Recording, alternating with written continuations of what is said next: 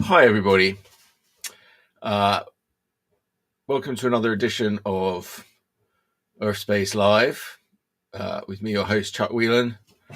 And today I have my very special guest, Amber Greenlee, Hi, I'm very special. aka Art Glitch. And, Yes.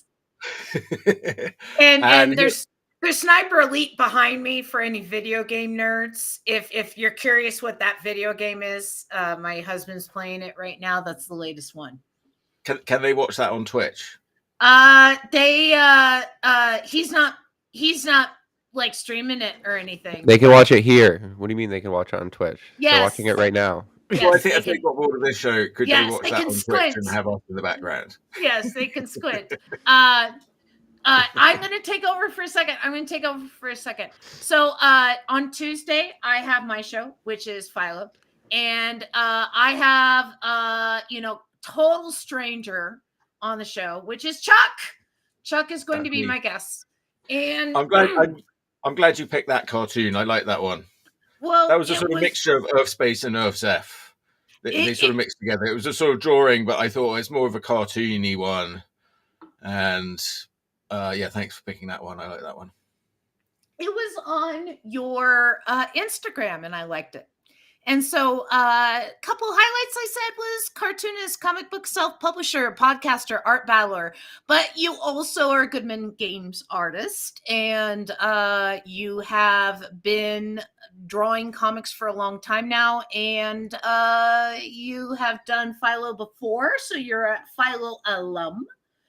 And I appreciate the fact that you are willing to do my show again. And so join us on Tuesday at 9 p.m. Eastern Standard Time, 6 p.m. Pacific Standard Time. And that is the end of my PSA. I shall hand it back to you. Well, I'll just go on to say that I don't know if I'm going to draw physically or digitally on Philo. I sort of went back. I was working a little bit digitally on some things this week. It gets you more with the RSI working digitally. You've got to do your stretches and stay limber. But I was getting some nice results. Like working physically, I think improved my digital results.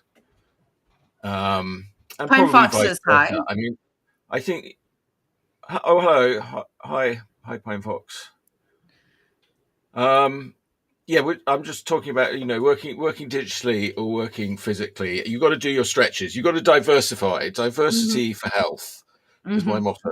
I coined that one. I should trademark it because I think it's a useful way to think of things. I think breaks are important.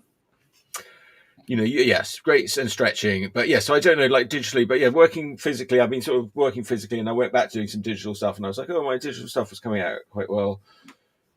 I did a little card for Tina this week. I don't know, it's not exactly Tina's alley, but I did. Can you see that? Do you want to put it on the art table, and I can bring up the art table? Okay, well, I put that there. I'll put the art table. Because then we can bring it up like fully. Well, so I don't know. I was a bit hard to know what to do for Valentine's Day, but I thought I'll do Tina the Warrior Princess. That's my sort of standby when I can't think of anything else to do for Tina. And I don't know what she's doing. Well, I don't know. She's Trumpy, Jabba the Trump. I like Trump of the Jab. I love how tired he looks. He's not really fighting like in Princess Leia. It was a slightly different situation with Princess Leia. It's like, he's just I don't know. He's like, what's going on? He's he's not Jabba the Hutt. It's people version, and she's more on top of it. I don't think she was like attached to that chain for very long, but she goes around in her chainmail bikini all the time. Princess Leia didn't really like that. She prefers to wear like something more sophisticated. But Tina's like a barbarian princess, and and she's like a cop, she does her job. So well, she keeps the world safe, right? yes, she's keeping the world safe. But I looked at a picture of Princess Leia strangling Jabba to get like the pose, like the arm. She's like, this arm sort of very straight. Do that. Yeah, that helps. So look at a little photographic reference, like sort of when you know what you're going to do, and the photographic reference helps you give a little details to it. But yeah, okay, I was quite happy with that because I did it fairly quick, and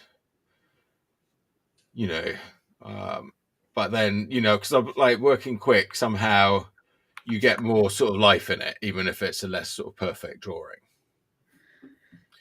So that's what I've been exploring a lot. Yeah, I had to work yesterday, but that was fun. It was a lot of couples out on dates, and one couple, because it's a comedy club, they're 4-chair tables, and people will bring a date, and so it's 2 people, and they'll sit on one side, and then 2 other people sit on the other side. And so it's like, I tell them, hey, you're making new 2 best friends tonight. And especially if it's a very full night, like, it's not up to me, it's the way that the room is stacked. And so if you're smart and you want to be especially romantic, you will buy 4 tickets so that you have the whole table to yourself. So we had a couple of those, and and so you could tell that the guys had done it before. I saw a couple of bribes like slide into some hands to make sure that happened too. Yeah, it was an interesting night. It was fun. But no, I'm going to put the drawing up. That's more interesting than my face. Oh yeah, okay. Well, Yeah.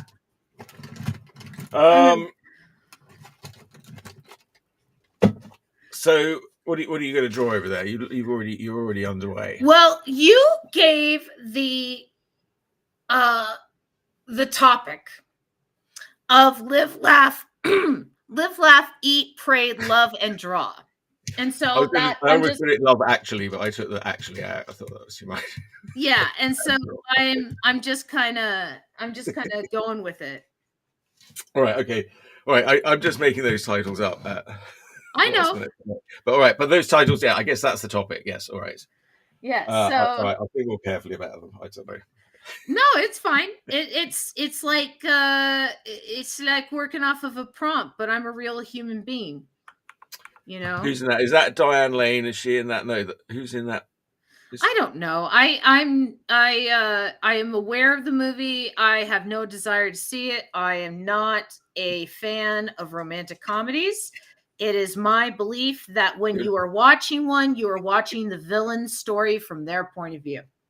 Oh yeah, Tina, are you listening to this? Yeah. Why does she love romantic comedies? She really likes romantic comedies. But she also really likes me, so I don't want to disturb that balance. Well, so it's like, so think about it, okay? When Harry met Sally, right? He starts obsessing about this girl, and he comes out of nowhere, and he's like, I love you, and blah, blah, blah, blah, blah. But if you look at it from her perspective, he comes out of freaking nowhere, right? And it's like, if you've had these feelings, why didn't you say that a long time ago? Right. And like my best friend's wedding, right, is again, she's living her life and blah, blah, blah. And then her best friend is like, I'm getting married. And she's like, oh no, I've had these feelings that suddenly rise out of nowhere. And Cameron Diaz, who's done nothing wrong in that movie, is like, her heart is crushed because Julia Roberts has to have her best friend. And, and then in the end, Julia Roberts gets everything that she wants, right? And poor Cameron Diaz, like, it's romantic comedies are not good entertainment. They promote the worst in people. Not even ones with Cameron Diaz. I do like Cameron Diaz. I like Cameron Diaz too, but that's just the thing. It's like gosh, there's one with Cameron Diaz and Ewan McGregor, and I'm trying to remember the name of it. Oh yeah, was that one where they're running around with? Oh yeah, that I don't know with about the that two one. Yeah. angels that are trying to get them to like stay together, and like the two angels, if they can't do it, like then they can't return back to heaven. There's like a claymation at the end. Oh, is there? Oh, I forgot that bit. All right, I might have to Yeah, watch it again. I don't know. yeah, At the no. time, I didn't really care for it, but all right, maybe it's better So than I thought. Cameron Diaz, love her to pieces. She can't sing.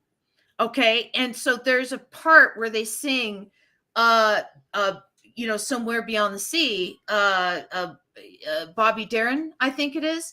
And, Yes.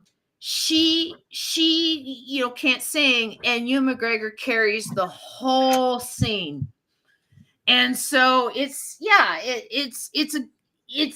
a good scene, but he kidnaps her in the beginning. Not a good guy. And then she basically convinces him to use the kidnapping to get money out of her father. Also not a good person. Right? Yeah, there's a lot Like of they're things in like '90s movies where it's like somebody. yeah. I feel like some producer, like Harvey Weinstein's, trying to say, "Well, it would be okay in this circumstance."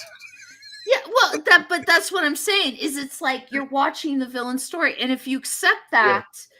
that, then you're like, okay, then I'm watching an anti-hero. Okay, I understand that's Well, the anti-heroes were big in the perspective. '90s. Anti-heroes were Yeah, big in the '90s. but they're anti-heroes for women. Okay? Is it's like it's perfectly okay to do these horrible things for love. Right? That's the part that it's like, is it? And let's see. Tina says, But is "Oh, it? look at the cute Yeah, yeah. kitty and a life less ordinary." A life less ordinary. Thank Oh you, yeah, life's Tina. less ordinary. Yes, I got to put that up on screen because Tina knows everything. Thank you, Tina. Tina, A thank life you. less ordinary. Yes.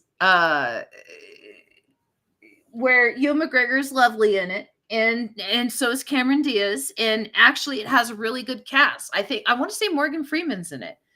Yeah, if you want to see Obi-Wan before he was Obi-Wan, Yeah. he was in that movie and Trainspotting, which Trainspotting is really what made him very famous. Like everyone in Yeah. Trainspotting.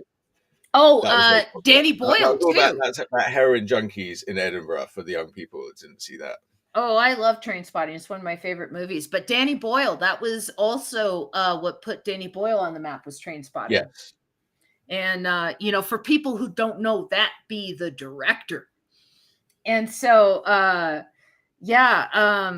their first endeavor together was a movie called Shallow Grave. Have you ever seen that? I did see that. It's all right. Yeah. What, you're not a fan of Shallow Graves and stories of Maybe not as intrigue? much as I would have been if I'd been younger when I saw it. Well, I mean, it is one of their like first movies, and it definitely feels like a student film. But the screenwriter John Hodge, I've followed his career. He started with Shallow Grave, and then he did Trainspotting, and then he did stuff like The Beach, and he's gone on from there. The Beach was a great book, and the movie. I have to see the movie again. When I saw the movie, I thought it didn't quite get the book, but then I was like, well, but I think the book maybe is one of those books you can read in a lot of different ways. Well, and that's just it. Is John Hodge has made his career of adapting books into movies, but he's adapted books like Trainspotting and The Beach that are like, how do you adapt this book into a movie? Right? But there might be like a better sort of edit or cut of The Beach or something out there. I wonder. Tina says Holly Hunter, Stanley Tucci, and Tony Shalhoub. Is she just naming celebrities now? I think she's naming a cast. Which cast? I'm not sure. Probably for one of the movies. Stanley Tucci and Tony Shalhoub.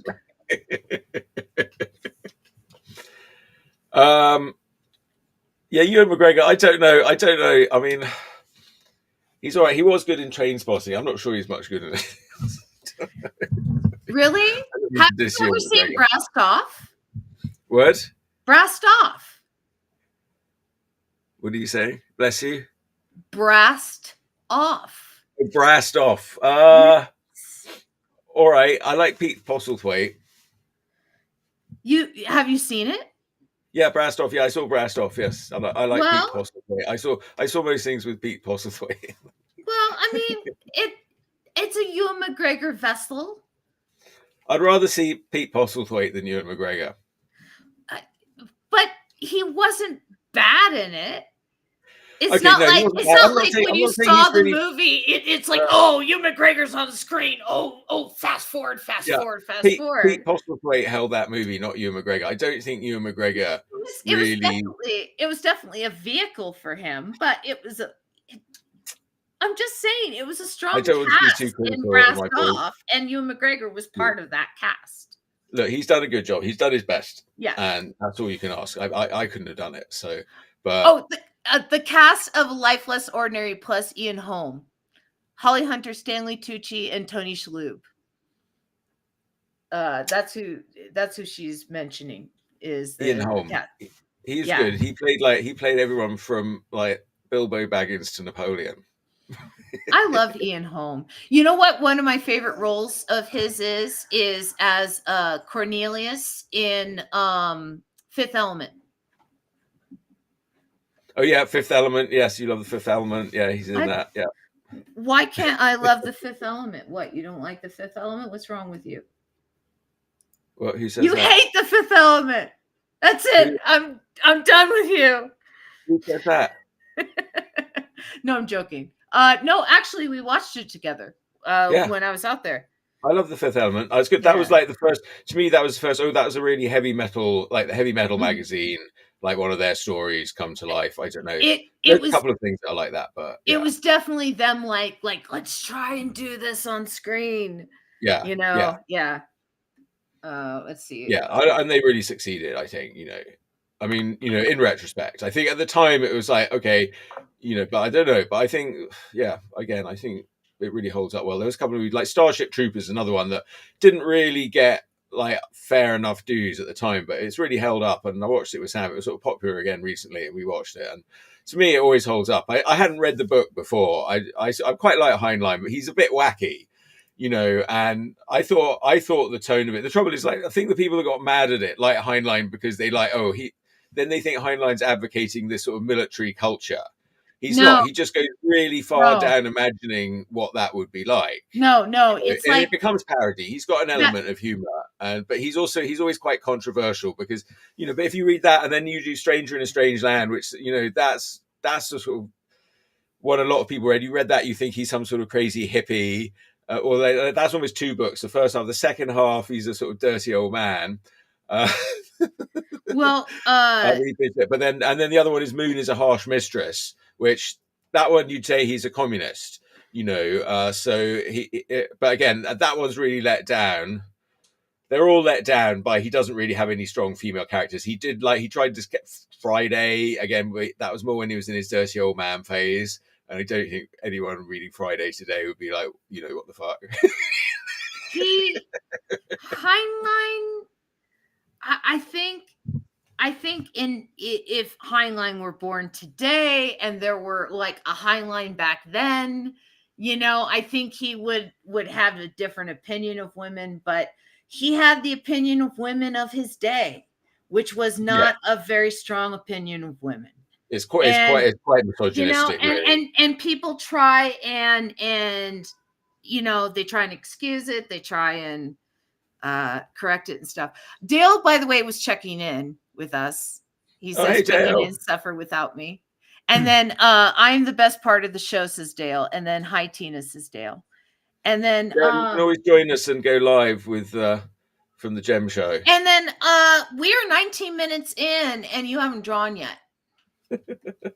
I'm just pointing that out.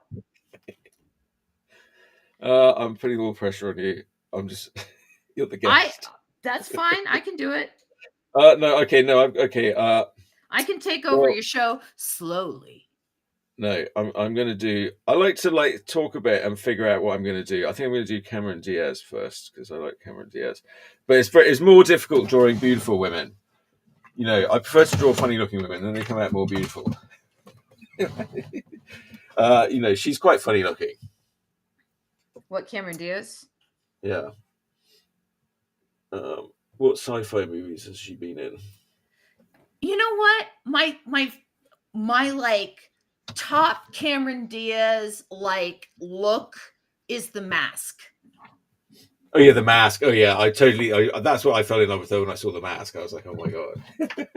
And the singing in that dubbed, because I love Cameron Diaz, but she can't sing.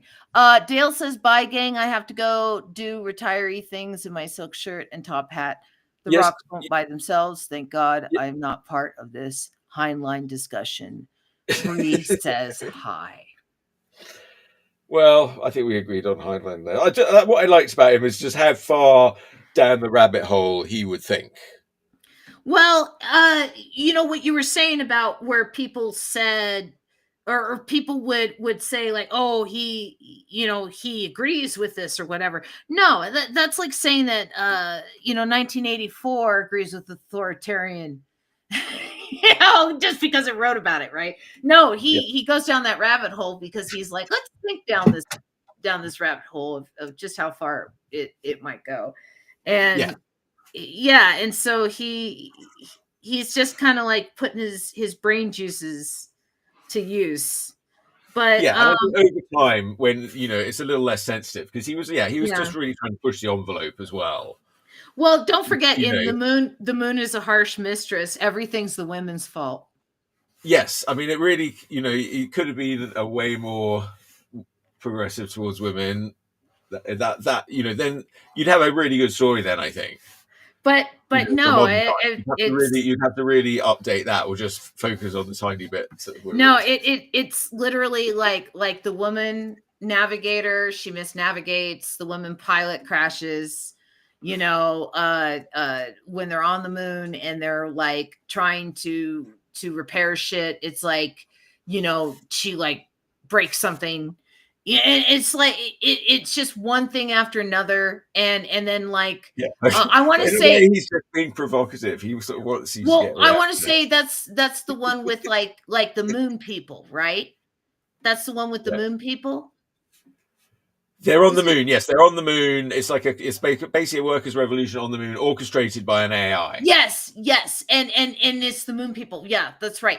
And so, but like one of the chicks gets jealous because like the captain's getting all attention from like the female leader of like the moon people, and slaps her, and that causes like an international incident. Yeah, they're colonized the moon, and he points out how the moon is at the top of the gravity well. Yeah, but there's just a bunch of stuff that goes on in Heinlein's view of what would happen if men and women have to work together to get to the moon. And it's like come on, Heinlein.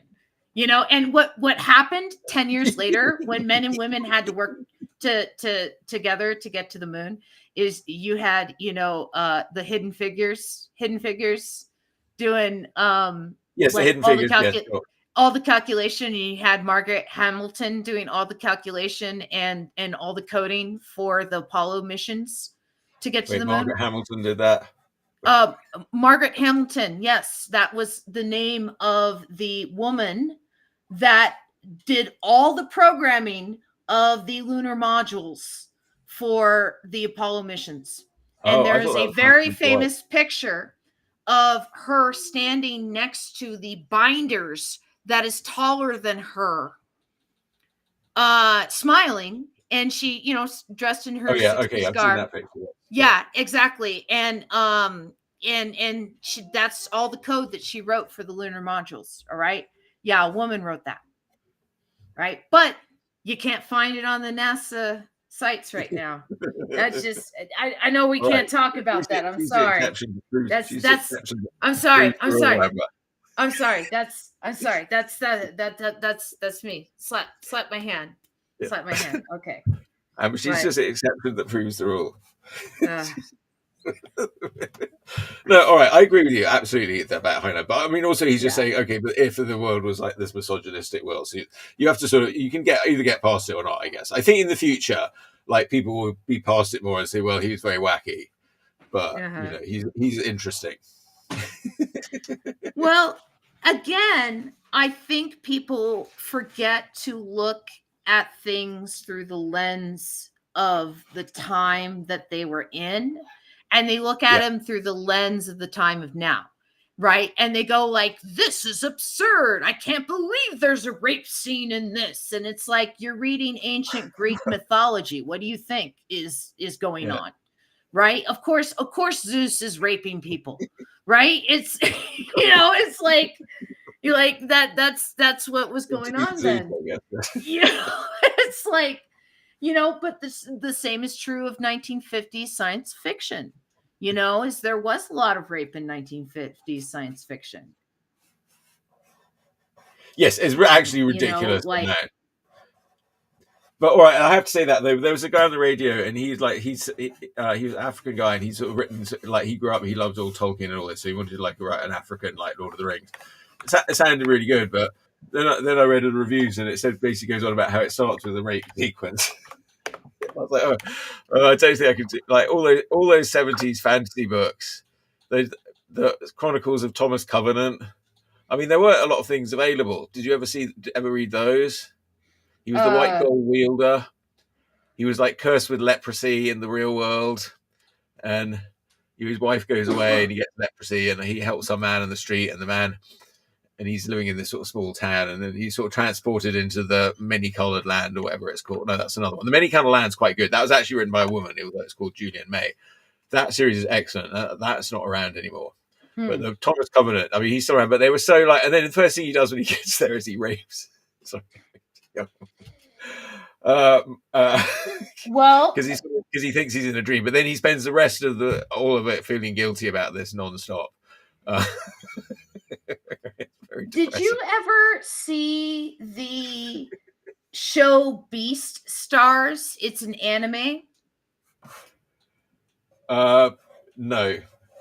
Does it have anything to do with the beasts? No. Beast Stars was interesting because it was about prey animals and predator animals living in a modern society that resembles kind of our modern society, right? And so but they still have their instincts.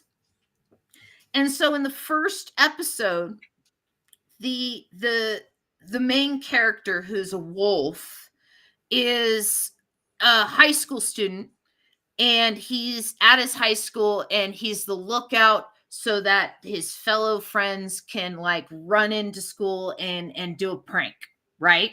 And so it's kind of foggy, it's late at night, the moon is full, and it's just it's like slight coolness in the air, and he realizes that there's a rabbit walking across the moonlit quad at night, and before he realizes it, he's hunted her, and he hasn't bit her or anything. He just kind of grabbed her and then like was ready to just tear her throat out, and then he stops himself and like backs away and escapes into the night. And then the rest of the series is about his obsession with her. And so it's an interesting layered analogy about different things going on in like human society. And so they touch on different things through this animal veneer. What's it called? It's called Beast Stars. Beast Star. Beast Stars. It rings a bell. Yeah. Okay. Yeah, and so it's pretty good. I enjoy it. I've only seen, I want to say, the first 2 seasons. I want to say there's like 4 now. Is this a new thing? It's not that new. Maybe about 7 years old, 8 years old. Oh. Okay, no, Yeah. it's not based on an older thing. No. I think I want to say maybe the anime came first and then the manga. But it's interesting because it's you know, like this wolf obsessed with this rabbit, right? And then it's the wolf's world and the rabbit's world, right? But the rabbit, you find out, is not fully innocent. Like, she does stuff like sell her blood to other predators because, like, the smell of blood like gets them pumped up because they're predators, right? And Yeah. then she's kind of slutty, and you know, she doesn't have like much worth for herself because she's just like a little like defenseless rabbit, and like anything can like kill her. You Yeah. know, it's just, yeah, it's interesting. Like I said, there's layers there. You know, they yeah, it's there's they do the anime thing where they're high school students, and you know, there's the cliques in high school and that kind of thing. But yeah, it's just it's very intelligent. My friend has a theory that every like anime that is supposed to be in like a sort of realistic world that simulates society is almost always in high school, because real life world in Japan is way too depressing because you're just working like 20 hours a day and have to always be with your boss, and like there's almost, I have not heard, I don't watch much anime. This is what my friend says, but it's very interesting because all the animes I've seen, they are always set in high school. uh there are And if it's not set in high school, then it's like a completely different society than like what we're living in. I mean, it's that means the society that can create anime. You know, I mean, that requires a lot of sort of patient sitting, patient drawing to draw all those mangas. You know, and they're all sort of done in this sort of certain, you know, conformist way that sort of everyone's agreed that's the best way to do it. I have seen some really cool like animation styles though recently. There's there's really been cool studio called Studio Trigger, and they do really cool animation styles. It's like still very obviously that anime style, but it's like a cool twist on it. There's been a lot of break from the form in the last probably 10 years because there's been that burnout from the style. Like, you still have studios doing the traditional style, but if you look at publications like Shonen Jump, there is a lot of unique styles starting to show up there to stand out from the traditional styles, so that, you know, people want to read them.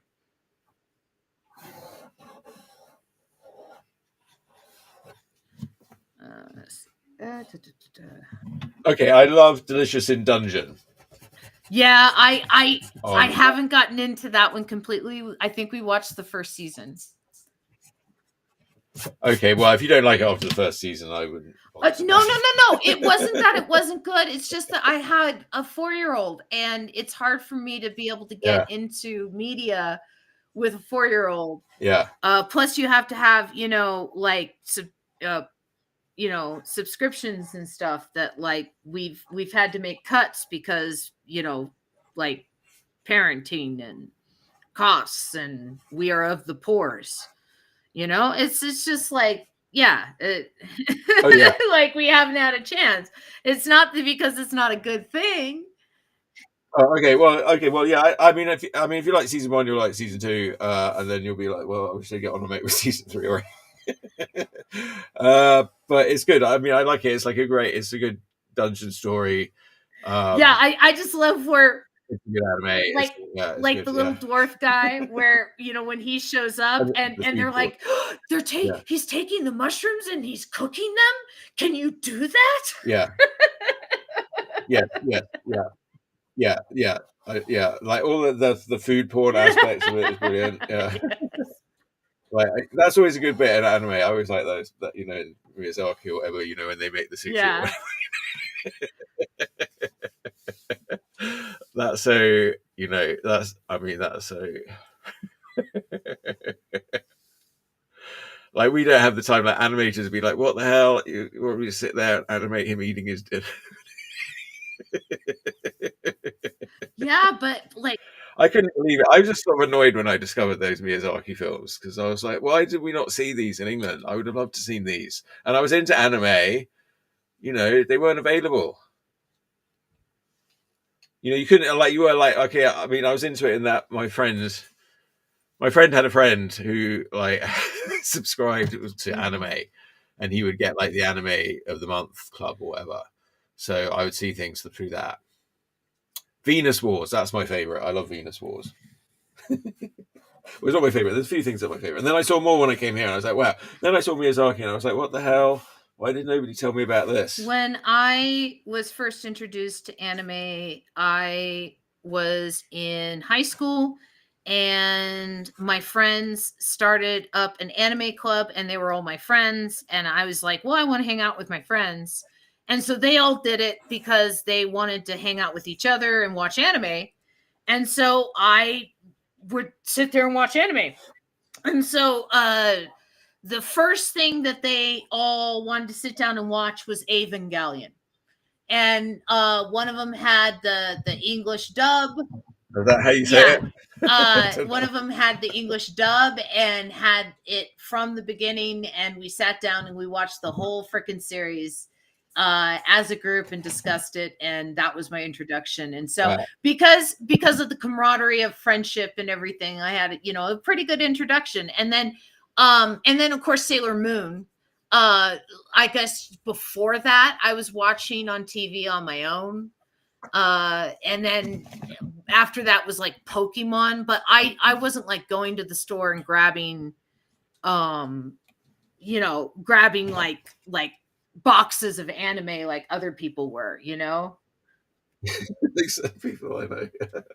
Yeah, we couldn't really, there wasn't really anywhere much to get it. I mean, I remember even younger, like, some kid had like some anime manga classics that I read at school, and I was like, oh, these are really good. It's a really good way. I mean, even now I like still say Shakespeare's the best way to read Shakespeare is like as an anime, like a manga, because it has all the text, and then it's got just the right amount of sort of illustration that really makes it quite easy to understand. That's really the best way to read it. And also you can break and really emphasize the important moments, and with like a silent panel and stuff. Like to be or not to be, and then like have a silent panel. That's an important line. Yeah. So that's and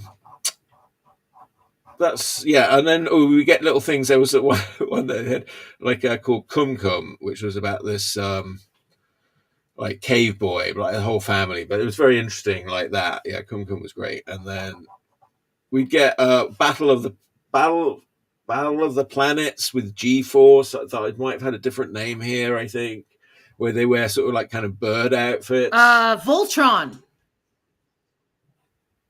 Is that Voltron? I think that's Voltron. Yes. I think, it might be. I know it's got a sort of different name here, I think. We had that. But then I realized the French had loads more of it. The French had a whole, like, they had sort of some deal going with the Japanese. I don't know what was going on. And then, like, those French comic shops, I'd be like, well, where is all this good stuff? Why did we get this stuff? We had very much comics for kids in England.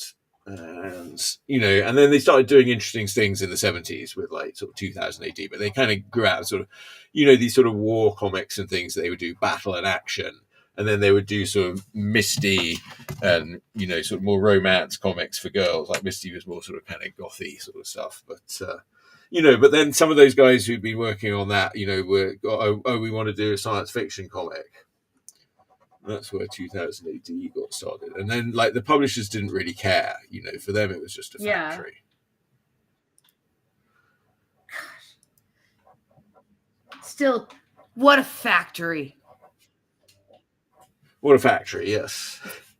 Well, it's interesting because I sort of came over here, and a lot of those guys who were working on there started coming over, like Alan Moore done Watchmen, and the Swamp Thing. And then Alan Moore had worked on Marvel UK doing like a lot of things like sort of Doctor Who and Star Wars, and then sort of expanding their titles to Captain Britain. But then they would reprint those sort of Frank Miller Marvel. I listened to a good thing the other day where it was sort of an article that Alan Moore had written going on about how great Frank Miller was. It was kind of a puff piece for the Marvel magazine or whatever. That was kind of nice. I'm trying to figure out how to do live and laugh and draw. I'll do draw. Draw is easy compared to the others. I'm doing this in a different sort of way. I'm going really in with a small pen on this one. I'm doing sort of detail on the face. It's a really different way from how I've been going recently. So I don't know if it's going to come out a bit wonky or what.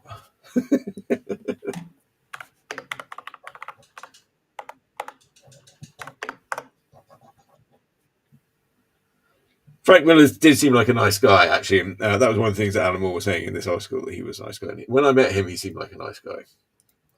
Now, Amber's probably going to burst that bubble for me because you always know. Oh no! Okay. What Oh happened? no!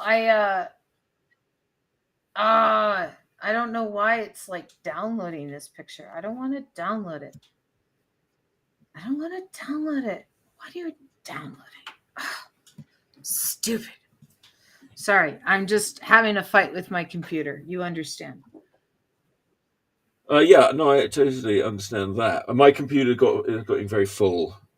Well, that's a you problem. That's a I need to take some time, grab some portable hard drives, save what I want, drag stuff into the bin that I don't need, zip up. Yes. Listen to some music, make a day of it. Or, if you had an assistant, have your assistant do it. Trust my assistant. Too much sensitive material. I don't know. No, I sort of did all right. Yeah, zipping up. I didn't really think. I don't usually zip things up, but actually, that's quite a good idea, isn't it? I mean, you could. That's taking me back to the old days. I mean, that'd be sort of job I'd get hired to do, would be zip up. I still do it. You can still access the information. It lowers space on the drive. Old habits die hard. Yeah. People are like, oh, but you have 8 terabytes. It's like, I do, but it's like, I'm going to zip it if I haven't used that file or that series of files in a while. And, it's like, I'm going to take care of it. Let it just be accessed by the great AI of the future. One day it's going to be part of the, it's inevitable that one day it is going to be part of the AI. Because it will fall into public, if it survives, it will fall into public domain. And then it will just be part of the AI. But by then I'm dead. I don't care. Right? Yeah. By then, like, if it's part of public domain, okay, then it's like, this was provided to humanity by this person. I don't care. Right? But in my life, I want to eat. Well, I think you need to give up art. No, I'm sorry, I'm being mean, but yes. Well, yeah, not all of us have a spouse that pays for our meals. No, hey. Hey, you're the one that started being mean. If you want to play, if you want to take off the gloves, I can take off the gloves too. Yeah. No, I've lived in California too long. I can't take it anymore. I can dish it out. Yeah.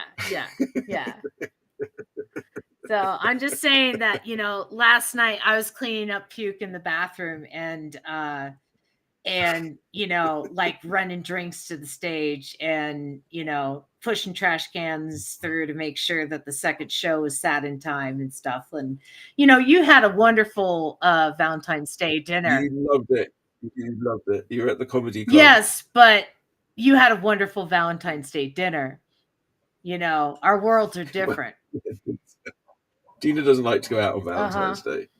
It's wonderful to have the option. Oh, all right. I know. I'm like living here. I'm with my top hat on. No, you're just gonna lose this fight.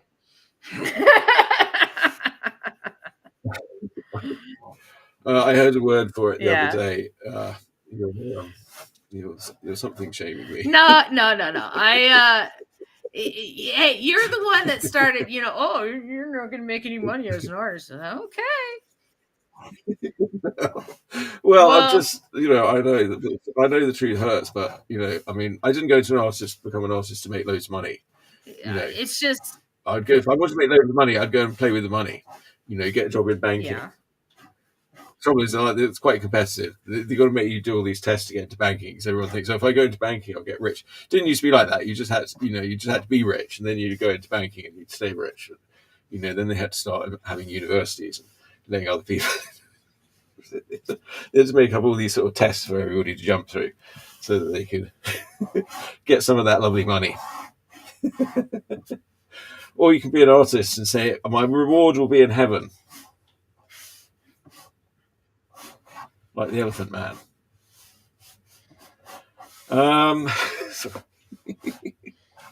I think about that. I think about when I die and there's going to be this big pile of stuff that's just like my shit, right?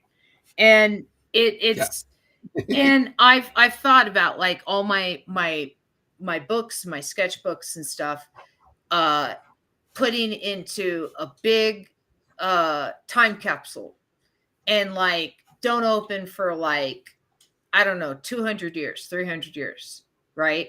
Because paper lasts for 3,000 years. So I know the paper will last, right? The hard drives and stuff, I'm not sure about that, but I would have all of my digital art. Oh, sorry, that's my translator. I would have all of my digital art digitized, or not digitized, but I would have it printed out and put into binders and stuff and thrown in there as this is the digital art that she did too, and and it's put into the time capsule. And so 200 years, 300 years from now, they open up the time capsule and it's either junk or it's treasure, right? I'm dead. I don't care. But I think that people in the future would be interested in seeing little drawings and stuff from, someone on the cusp of paper, not disappearing forever, but being utilized in a daily fashion, kind of for the last time a bit. Yeah. It's it's these are sketchbooks and stuff. These are and then this is the digital stuff, right? So this is the transition, right? And yeah. I don't know. Anyway. Yeah. That's our time when we're doing that. I don't know. And I wonder, will people be drawing at all by hands? I mean, I think they still will, because people basically will have more time for art. I mean, will they? That's what. Well, either that or we'll all be enslaved by Elon Musk. I mean,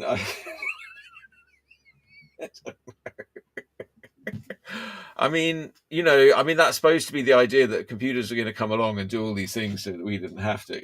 The trouble is, we still all in this greed thing. I've got to be the guy. I've got to be the banker. I've got to have all the money. But also, we are very successful as humans, so there are a lot of us on the planet. Not that the planet isn't perfectly capable of sustaining us. That's a sort of myth, that the planet can't sustain us.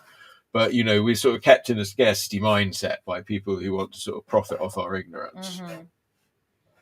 And they have all the money Is in the that- world to advertise what they want us to know. Yeah, and that's a very powerful magical hypnosis in my point of view.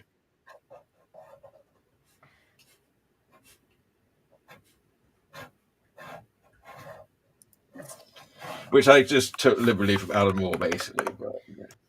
That's why he's good. I mean, I heard this thing about Shakespeare, like why Shakespeare's good, is because he sort of thought of things first, or at least wrote them down first.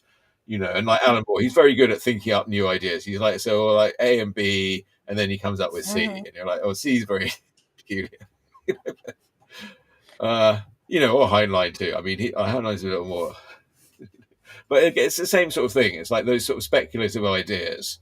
I mean, and there are still young writers coming up with stuff like, you know, yeah, there's some great stories out there. Well, you know, going back to Heinlein being a writer of his time, 1950s science fiction, my favorite book of all time. I like that term, writer of his time. A writer of his time.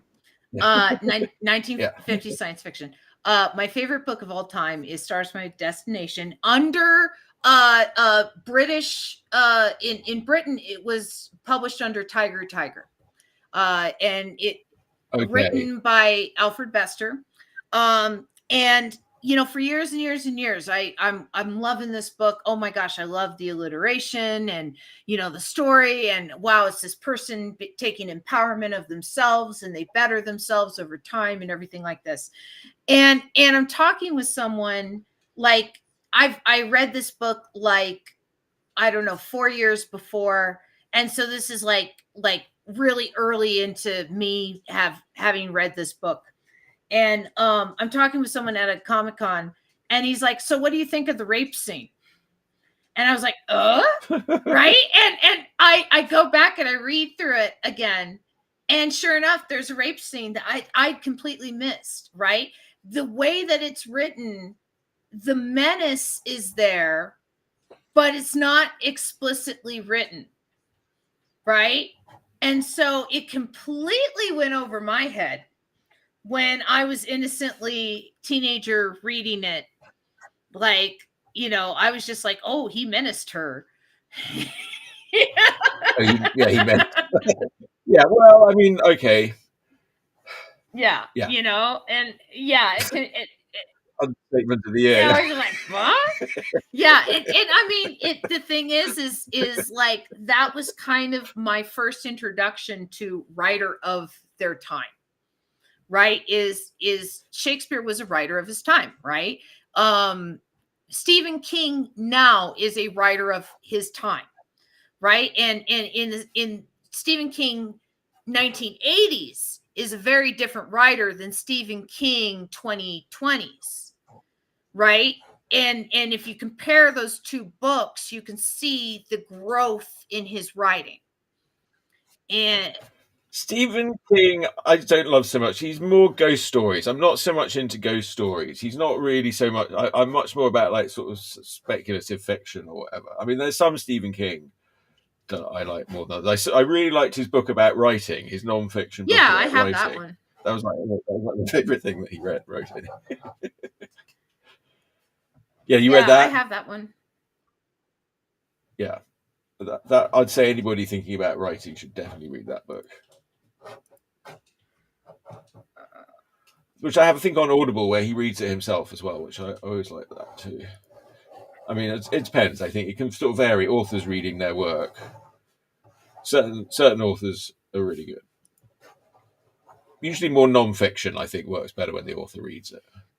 Fiction, like I think, you know, author can't really do the dramatic aspect as well. I don't know. It depends on the author. Well, because there's like different voices and things that usually have to. Yeah, it depends on the author, depends on the book. Yeah, but just generally speaking, like having done a lot of audiobooks, like when authors read their own work, non-fiction, it usually works quite well. But if it's fiction, I don't know. It depends, I think. Werner Herzog, I've got Werner Herzog's one. That he's pretty great. He can definitely read his own, but that's non-fiction, that one. Yeah, well, I mean, there's less like doing voices in nonfiction too. You know, it's Yeah, like when you're yeah, quoting someone, you don't say, you don't do a Barack Obama voice if you say, Barack Obama said whatever. If you're, yeah. That's fine. Barack, I'm not even going to attempt it. I could do some voices, but only silly boy. I'd like he's got too sort of dignified voice.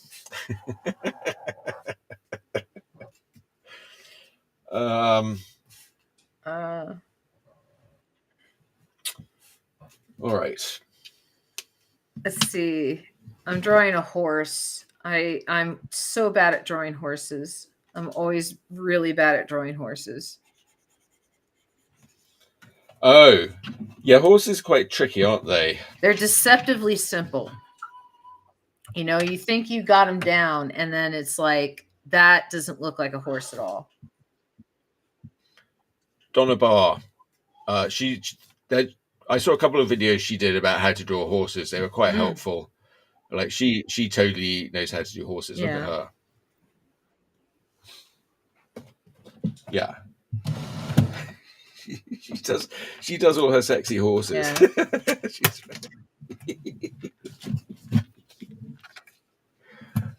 um Yeah, I'm still on my sketch. I haven't actually like drawn anything yet.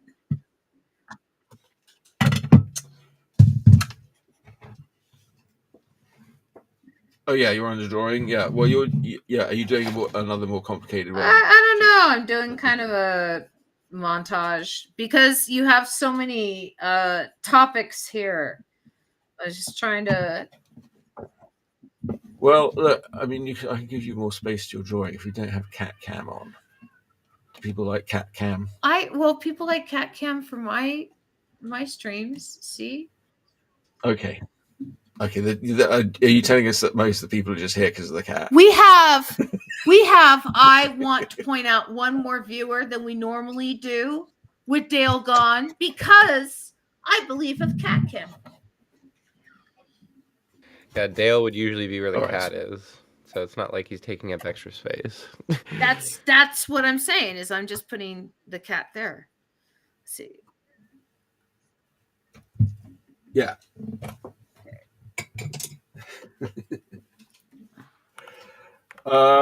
Well, it's good to know that we can replace Dale with a cat, and the show still functions.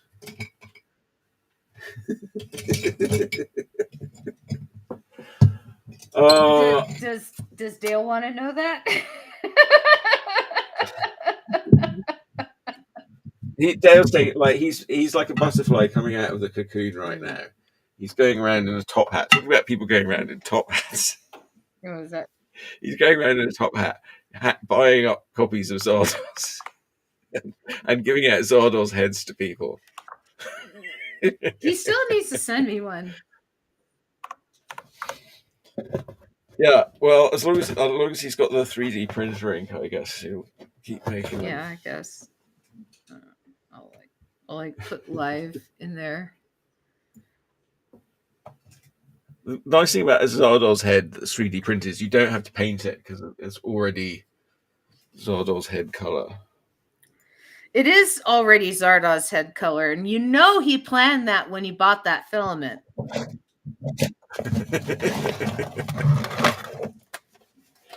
I know he sort of made some pretenses of like being interested in modeling other things, but it really was just the Zardoz heads.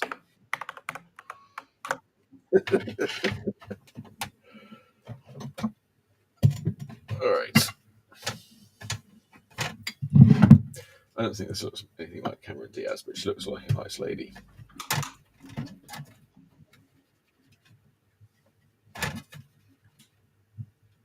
Ooh, wait. Okay, wait. I was going to do this like colors, practicing my color schemes. All right. All right.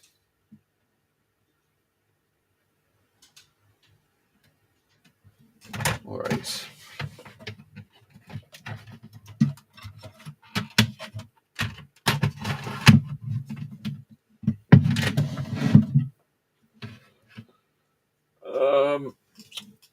All right.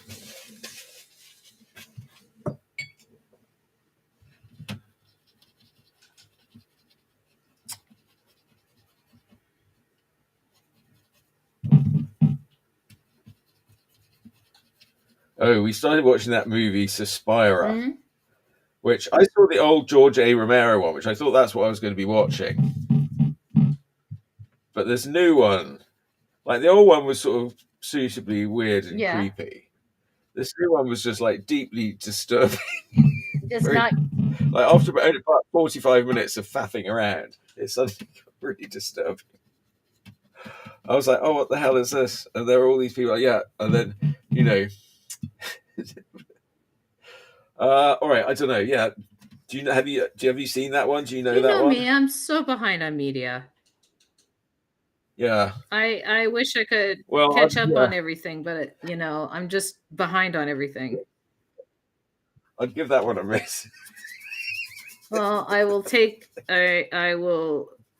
remember that when it comes time. If Ian's like, ooh, this one looks interesting, I'll be like, no, I have it on good authority that one is to be avoided. What's the original George Romero one? Yeah. That'd be my advice on that one. But it had music from Radiohead. So if you're like a Tom York, right, he's Radiohead, yes. And so I don't know, and it had like Tilda Swinton and all these like good people, Flo Poo, as I'm calling her. If you hear her being called Flo Poo, you heard it here first. Oh, I forgot I didn't use watercolor paper on this one. Right. Okay, we're gonna start this from scratch. Okay.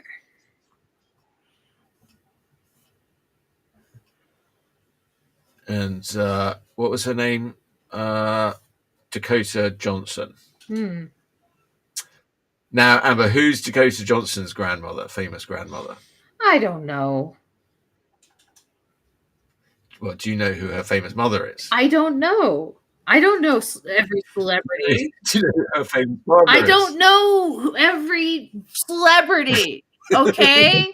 Okay, well, all right. Then do you know that her father's name is also the same name that she has? Could you just tell me? It's a guessing game. No. Her last name is Johnson. Just tell me. Is it Rock Johnson?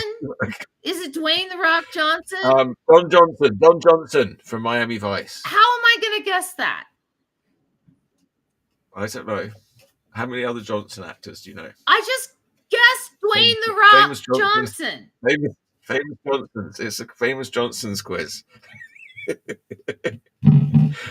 Okay, he's married to the star of Cherry 2000. Yeah, you're not gonna. Okay, different generations. And no, Melanie Griffith. No, this is not gonna. This is not fair. And her mother was famous in Alfred Hitchcock movies for being chased by birds. Okay. That's Tippi Hedren. Hedren, yes. Tippi Hedren, yes. But I like Tippi Hedren. No, Hedren. Okay. That's what we're going to call this segment. No, but Amber gets Tippi Hedren. Hey, I'm trying here, okay? And you're asking me about movies that are 40 years older than I was born. Yes. Welcome to my life. Add another 20 years. Maybe 10. All right. Well, that was it, really. Is this to make you feel superior? I don't know. Everything is to make him feel superior. Yes. I suppose so, yeah. You're going to get all psychological about it, sure. Because, that's like, here, let me quiz you on something you know nothing about. It's like, what? It's a fun quiz. It wasn't like I was going to deport you if you got the wrong answer. But it's not fun for the person who knows none of the answers. Okay. That's why it's more fun for me. It's fun for you going, oh, I'm superior. I know all the answers. Yeah, because I listened to the Gilbert Gottfried podcast. That's how I know. That's the source of my superiority. Well, Gilbert Gottfried, your source, is no longer with us. So I know. Now I've only got ancient wisdom now. I don't have any current wisdom. That's why I need you, Amber, to tell me what the current wisdom is, so that I don't so I don't make a Robert Heinlein of myself. well, I mean, but the thing is I'm not even that current. I'm only 10 years behind you. Okay. Right? So your plan fails immediately. It does, really. You know, I try and read stuff of what's going on now, but I'm already behind. You know, I don't know. What are the kids? All right, well, that's why we have a producer. Like he went to see the new Captain America movie. I did. Okay, time for a movie report. Is it bad? I saw, like, if you haven't liked any of the new Marvel stuff at all, you probably won't like this one either. It's bad. It's bad. Okay. I mean, I like superhero stuff and big CGI fight scenes, so I found enjoyment out of it. But the story was nothing to write home about. It was cool to see Harrison Ford as President and Hulk. But like, did he sell that he was General Ross, now president? Yeah, I mean, he did a good job, and they like connected it back to the 2009 Hulk movie, and okay, it, like had continuity. It was good. But wait, General Ross, that wasn't the William Hurt character. I don't know who William Hurt is. I want to say it's the same character, but that's why they're like, oh, you shaved a mustache, you know, and stuff like that. Yeah.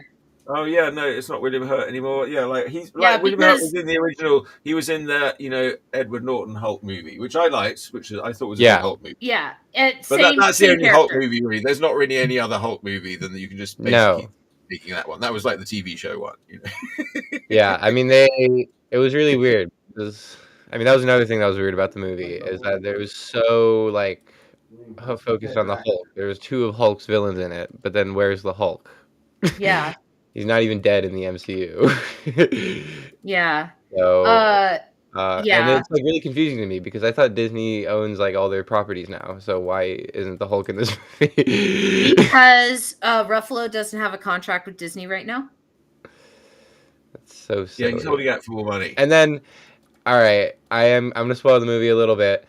There was this moment where, you know, the whole movie they're kind of talking about or alluding to how in that 2009 movie he ruined his relationship with his daughter, Betty Ross, played by Liv Tyler. And I thought they were going to have a moment after he turned into the Hulk where Betty Ross was going to show up in this place that they were talking about that they used to go to when she was younger. And I thought it was going to have like a sort of Black Widow moment where she calms him down. But no, that doesn't happen. And then I was like, oh, maybe they couldn't get Liv Tyler. But then Liv Tyler shows up in the like next 5 minutes, and I'm like, so they were able to get Liv Tyler, but they didn't do the most obvious thing possible. Like, well, you know, that's why you have to go work for Marvel. I feel like they're always trying to subvert expectations. It's like sometimes it's not for the best. Yeah, well, yeah, somewhat. You know, yeah. I mean, it's somewhat like the TV show. Like people will watch it week after week, even though you do it. Like James Bond, each one's exactly the same, really. Like, what's going on? You put some different people in, different gadgets, basically the same movie. Well, I did not have high expectations. The CGI didn't look good in the. I thought the CGI was much better than like in recent Marvel projects. Like I was never like, oh, that's bad CGI. The only thing there was one character where I was like, that's just bad character design. Like the CGI wasn't bad. It was just like a bad design. Yeah. Okay. I like that Hulk movie. As a Hulk fan, I thought that was a good Hulk movie. But yeah, basically, the recent opinion I saw on these Marvel movies is that basically the problem that they're having is they're not like. in phase 1, they were very focused, and like every 5 Mhm. movies, they would all come together for the Avengers, and it would kind of refocus the plot. And we've had like 25 Marvel projects and no Avengers movie to bring it all together, and it's sort of just like, that was kind of what made it great, and they're not doing that. It's just I don't know. It's just the comics. I mean, that's the trouble. It's a soap opera. Yeah, it's just a soap opera. Well, here's a couple factors that I don't think are being considered. One, they don't have the contracts that they used to with the actors that they used to. Two, Get a when new they actor. two when they yeah. were doing phase 1 and they were focused, right? The Avengers movie was a surprise at the end of that. No one was expecting an Avengers movie, right? No one was expecting a big culmination at the end of that, of all these little movies. People, they were just little movies to begin with. You just had Iron Man, you just had the Hulk to begin with, right? And they built that over time. So when they built this expectation of, then we're going to have this new team and then an Avengers movie, we're going to have this new team and then an Avengers movie, and they tried to do that with the Marvels and it failed. Now I feel like they don't know what to do. The Marvels was supposed to be a team. I mean, again, that should be something where it's like, okay, then those 3 go and join the Avengers, and they're the most powerful team in the Avengers. It's just like, Yeah. or maybe not the Avengers, maybe it's another team. But it's just like, you gotta have a team-up movie to bring it all together. You can't just have these random projects where people are just running around doing random stuff. Yeah, I know. I want them to do the Adam Warlock movie. Like, that would be like, they keep ballsing up. Like Adam Warlock. Oh, I don't know. But they balls it with Thanos, but I don't know. There's some really weird, freaky things that go on with Adam Warlock. Yeah, the cosmic side of Marvel is probably the best stuff. I mean, the Guardians of the Galaxy, that trilogy is like easily the highest quality stuff in the entire MCU, in my opinion. Well, we'll see what the Fantastic Four. I mean, it looks like fun. I'm curious to watch it. Yeah, it looks good. Yeah, I like the character designs. Thing looks like Jack Kirby thing. Yeah. Yes. That finally, like every time they've tried to do it like that, why do you doing the thing like that? That's not what he looks like. He's obvious. Like, I don't know a more obvious character that's got like, this brow around his head and like this rocky thing. You're like, Yeah. yes, what a great character. Then they do him, and you're like, where's the thing on his head? Well, we didn't want him to look stupid on screen. Yes, he still looks stupid. He's supposed to look stupid. Yeah, you part of his character. Stupid. I hate to break this to you, but he's a comic book character. Okay, he's supposed to look a little silly. Yes, I mean, this is what I always think with Batman, like when he's a shadow on the page, that makes sense. When he's a guy in a rubber suit, it's kind of ridiculous. Yeah. Yeah. Like bouncing around dressed like that, I don't think so. The new Batman, they got another new Batman coming out. I mean, I didn't find it that exciting, but it was all right. I haven't seen the one with Robert Pattinson yet. Yeah. I heard it was good and dark and gritty, and I heard that the presentation of Gotham was really nice. Yeah, there was some good things. I mean, I'd be interested. I'd go see number 2, definitely. But again, I'm so behind on media all the time. I keep up more with video games. Yeah, exactly. And now I keep up more with comics because, like stand-up comics and stuff, because now I know what road comics are doing for the road. And so, yeah, it's interesting. And now I'm drawing pie. Yeah, comics. Well, you say comics, you mean comedians. Yes, comedian. Well, it's very confusing when we also talk about comic books. If you're saying comics, it gets confusing. Yes. I know. And so, I was describing Philo to one of the other comedians at work, because there's a lot of people that work there that also do stand-up comedy. And I'm like, oh yeah, and I have other artists come on the show and they draw, and they're like, wait, artists? And I'm like, yeah, it's a comic book. And they're like, oh, comic book. And they're like, oh, wait, I thought it was Yeah. like people would come up and do a set and you know, I'm like, no, it's a comic book that people draw. And they're like, well, that's wild. And yeah, it's kind of cool to try and describe it to them. Yeah. You know, and try and describe this thing. It's snowing. It's snowing. Oh wow. Yeah. You're having a white February. Yeah. We get very excited in England about the idea of a white Christmas. You never get a white Christmas. But you might get some snow in February. Trying to let me fix my cat pick. I'm dreaming of a white Christmas, just like the ones I used to know. He just doesn't want to be in a place where he wants to be on camera. Yeah, well, it's probably the singing.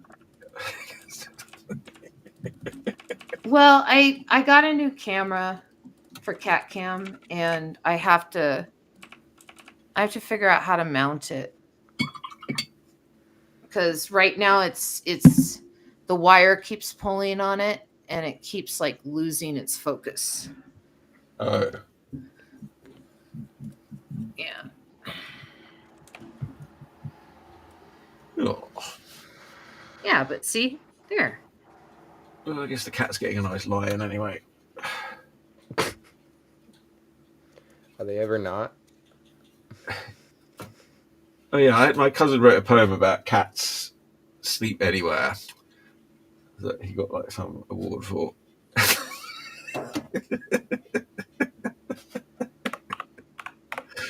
I was always being told about that. I was like, okay, good for him.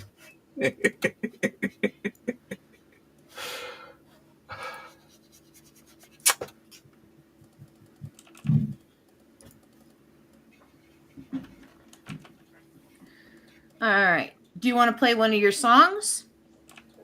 Yeah, okay. As long as it's not Raw Dog by the Citrus Kids, because I'm getting. I don't know. I think it's because Chris has registered it in all these places, so it's difficult. I've got a new EP coming out soon though, or rather, Astro Kitty and the Urfspace 5 do. It's in the pipeline. Okay. So I think it's going to be all Astro Kitty songs.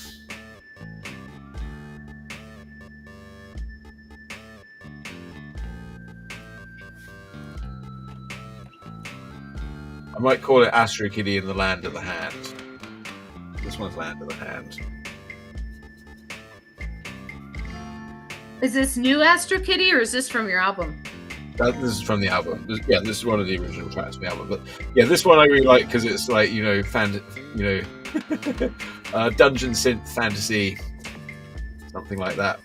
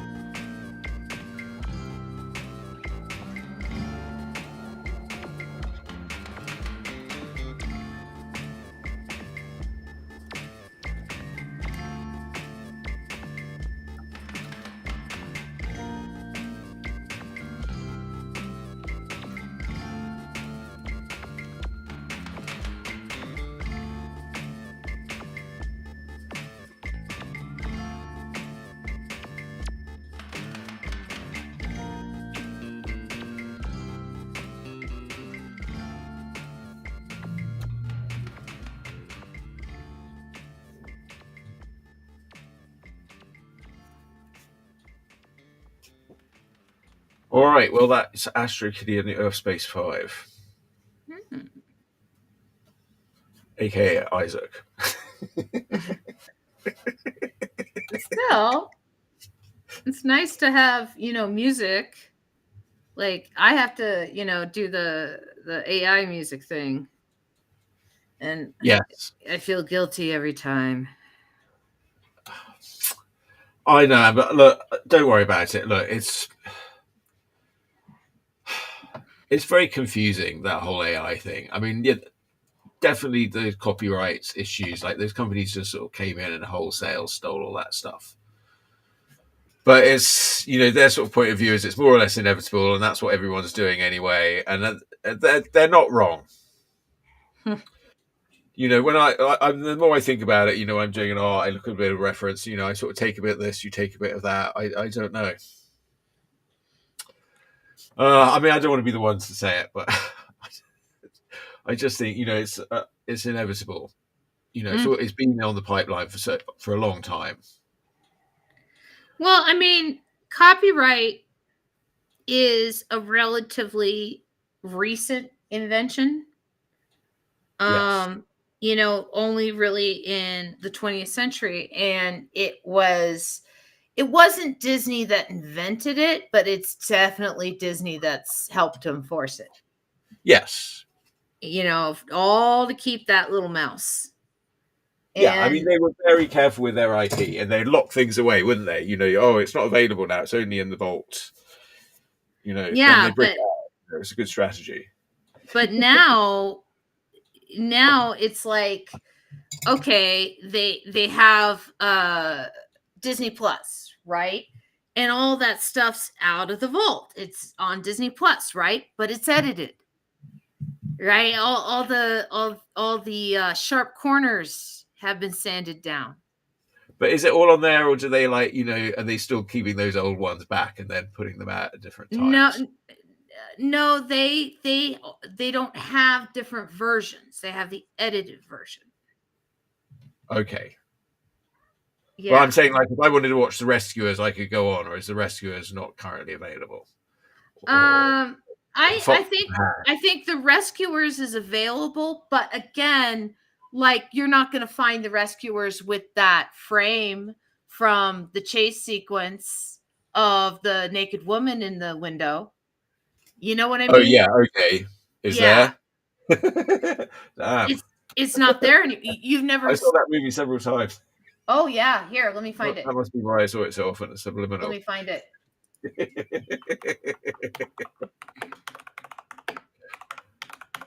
Yeah, exactly. Now, if you want to see it, you have to go on the internet, which is so hard.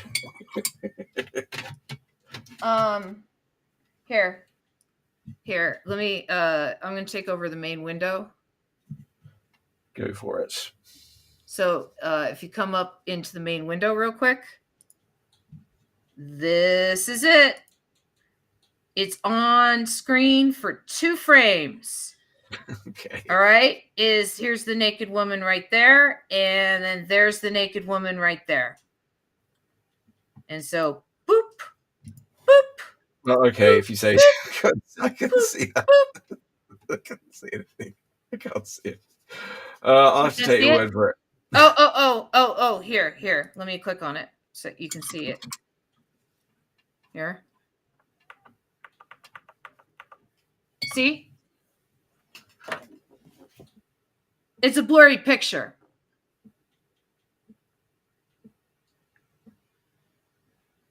Okay.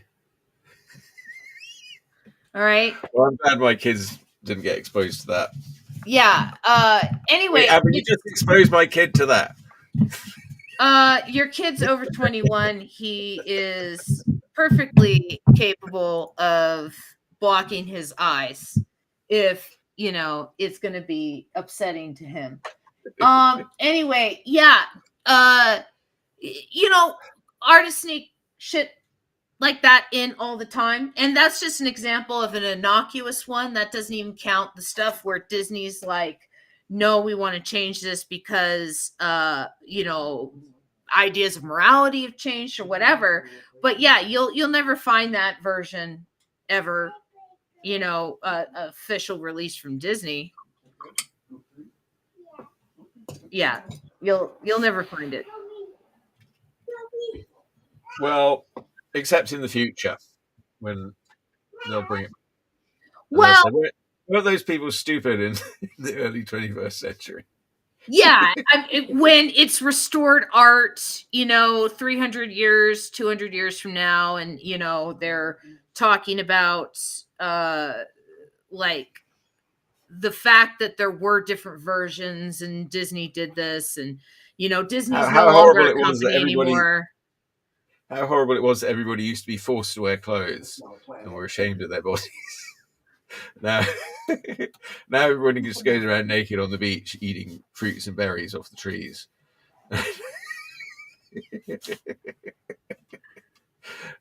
Sounds like we might have went backwards a little bit. Well, you laugh, but if they planted edible plants in public parks and stuff, it would do a lot to actually help like homeless people and feed like impoverished people in cities, because they just go and homeless pick people fruit. should live in trees in the forest. No, I'm not saying that. I'm saying that stuff that have like available Yes. like fruit trees and things. Yeah, I definitely, yes. My friend in England who was on the Gardener's World program, she's wrote a book called Foraging.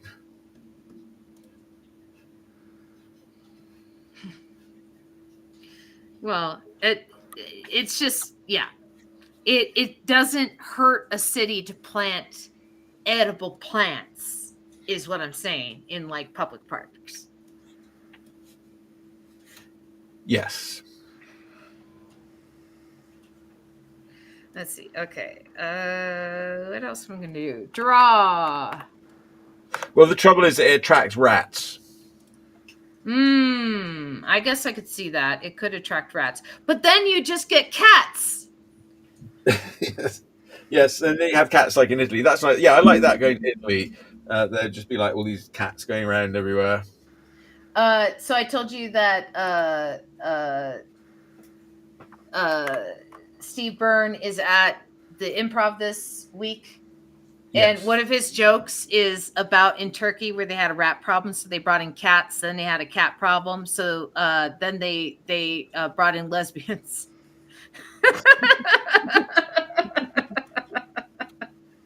I told you he's really raunchy. That's one of his jokes. I thought lesbians like dogs, but all right. No, I could totally see like lesbians feeding all the cats in the neighborhood. All right. Are you sure that you're not confusing that lesbians with witches? Well, maybe lesbians were witches. Well, all right. Yes, I read that article about broomsticks. Yes. They like to ride their broomsticks. Yes. Mm-hmm. Oh, that reminds me, Dale, when he was in at the Gem Show, I wanted him to send us a report from the Gem Show, but he said that he found a whole store where they were just selling giant stone dildos. Were they fertility objects? I suppose. I'm not sure how that would help you get pregnant, but all right. No, no, it's a real thing. In paleontology, when they say that they've discovered a fertility object, 9 times out of 10, it's a stone dildo. They can't. Well, now you say it, that makes sense. They can't say that, in academic texts and stuff like that, because Okay. 12-year-old, little giggles and stuff like that. So they call it a fertility object. Yeah, and the thing is they'll put like 1 or 2 on display that are like less obvious than others, like in museums and things. But for the most part, most of them are kept in drawers, and like there's academic institutions that have drawers and drawers and drawers of stone dildos.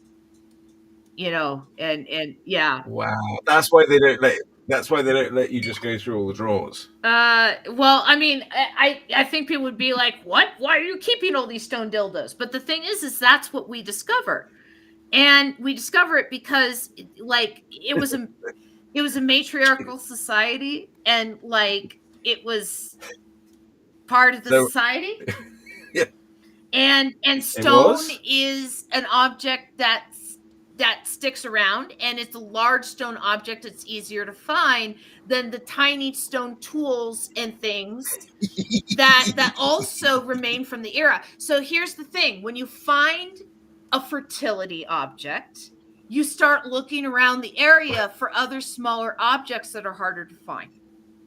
And so So you're saying if you want your art to survive, you should make giant stone I'm dildos? saying that when they find a larger object like that, it's easier to isolate the area to look for the smaller objects. And so Yes. that's why they tend to find so many of them, is because they're so large, and because stone lasts.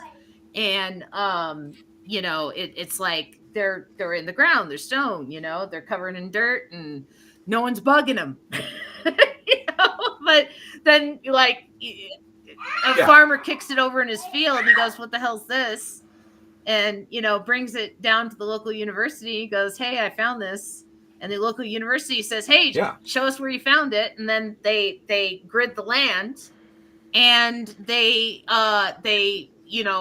scrape it and scrape it and scrape it. Maybe they have a 3-month dig, and within that area they'll find tiny little bone tools that were maybe part of larger tools that were used for, like, smoothing leather, or tying knots, or it was used for, like, um, removing hair from skin, and like these other different uses that they've discovered.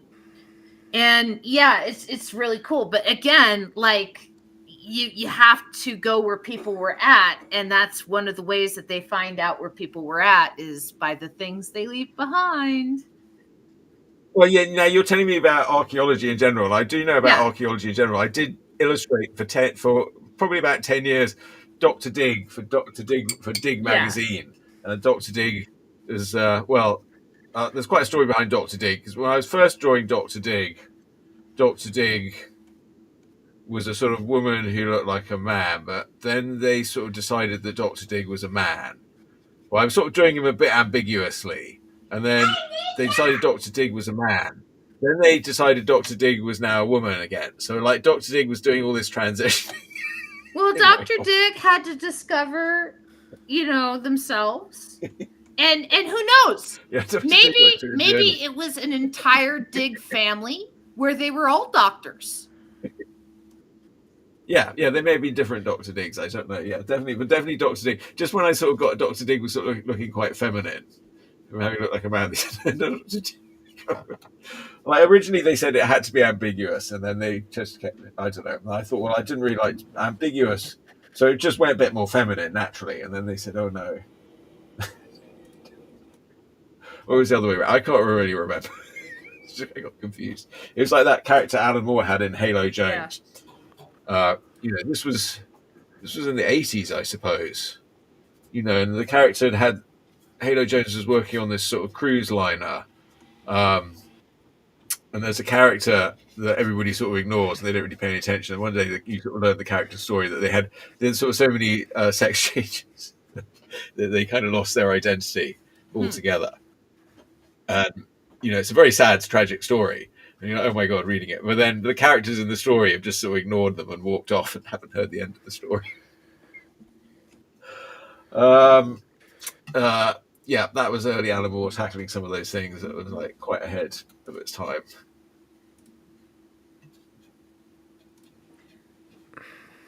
Let's see. I think I might have one more left. Laugh.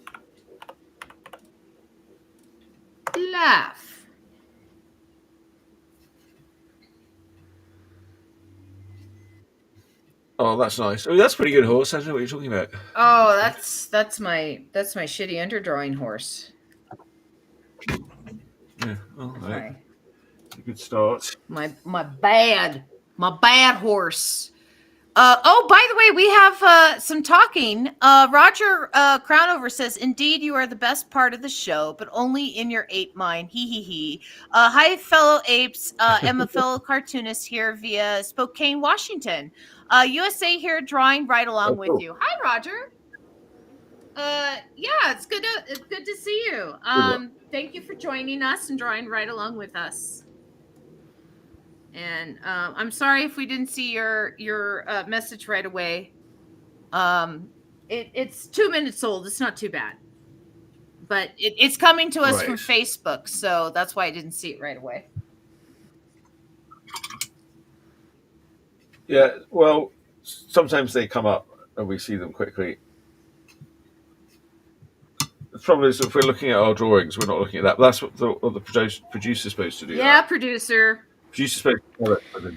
Yeah, I wish it like gave me some sort of ding when the chats came in. Wait, I thought it didn't Amber give you a thing to give Yeah, you but it a only ding. does that for Twitch chats. Was only able to do that for Twitch, and then I gave him speech chat for YouTube that can read it out to him on his end, but I have nothing for Facebook. So I did my best. Would love to join live along with you. How do I go live with you? Probably not this time. That would be something where I would say message Chuck and he can invite you along and with the show sometime. Wait, who is that? Yeah, this is Roger Crownover. Coming over from Facebook. Yeah, probably not this time, but sometime in the future, we'd love to have you as a guest. Yeah. It's a complicated process. There's like a link that you can open in Safari. I could send him the link. Yeah, but we also only have like 24 minutes left too. So, are we going to spend the next 24 minutes doing tech check, or are we going to finish up our drawings? Yes, but he should come on a future show. That's what I'm saying. Yeah, that's what I'm saying is I'd love to have him on a future show. And so yeah, feel free to send Chuck or I a message. If you are watching this on my channel, panel, or Art Glitch or whatever, then message me. If you're watching it on Chuck's, which is Urfspace, then message him. And yeah, we'll get back to you and we'll have you on as a guest for a future episode. That sounds fun. I'm all about having artists on the show. Gosh, horses have such ancient teeth. Well, we used to be all about having artists on the show. Lately, we haven't really been having. I guess I don't know. Yeah. Do you not want artists on the show? Did I misspeak? No. It's not that I don't want artists on the show. It's just that, it's a whole palaver. Well, I'm sorry. I'm so used to doing it with Philo that I'm just like, oh yeah, okay, yeah. Let's do a tech check and blah blah blah. Yeah. Well, Roger just wants to sort of hang out and say hi. I think. I could send him the link. He could come and say hello. Well, he said he wanted to draw, and so I don't know if he wants to share a screen. Well, Roger, I'm going to send you a link. You have to open it in Safari. That's the only catch. Well, it depends what device. It's complicated. If it doesn't work, it doesn't work. That's what I use DuckDuckGo myself. DuckDuckGo. Yep. That works with Restream. All right. Now, if I go to Messenger.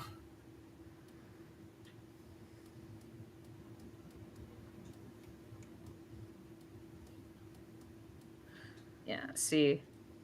And then the drawing completely stops while he does that. Yeah, I did that. Okay, Roger, I sent you a link in Messenger. If you have that link, you have to do it like if you're on an iOS, you have to do it in Safari. Otherwise, you have to do it in Google Chrome or apparently DuckDuckGo. DuckDuckGo is a good, it's a good browser. I like it. Well, I guess it's been around all these years. Apparently, I don't remember ever really using DuckDuckGo. Maybe once or twice when I got really frustrated with Yahoo. I have converted over to it for my search engine. I'm so frustrated with Google. Um,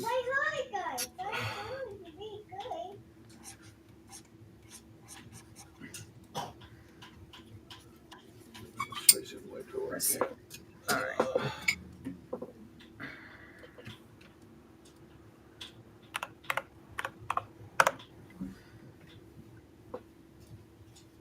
Let's see.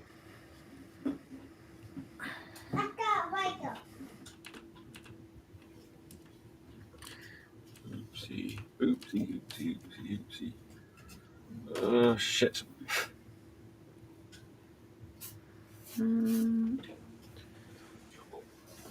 Let's do pray over here.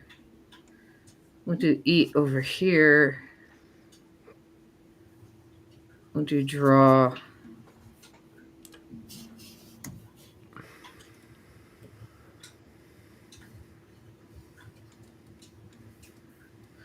And then laugh.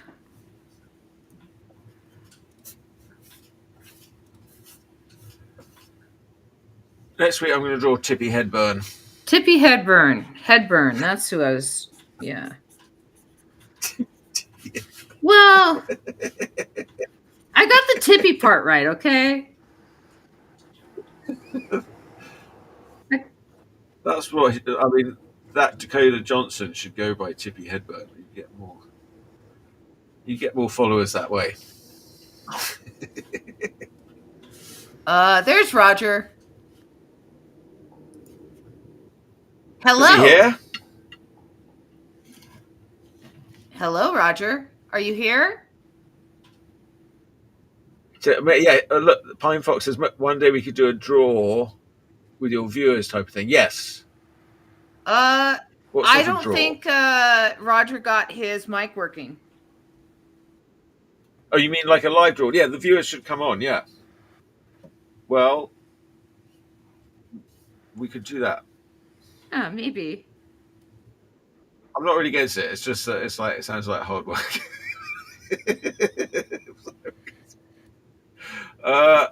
Tries to entertain the viewers. No, all right, that sounds like a great idea. I'd like to do that actually. All right, this painting's not really. I don't know what I'm doing today. So I don't think Roger got his mic working because he's in the room, but I don't hear him. And he's here, but I don't hear him. Yes, we can't hear or see him. And I don't see his camera working. So I don't think he gave the proper permissions.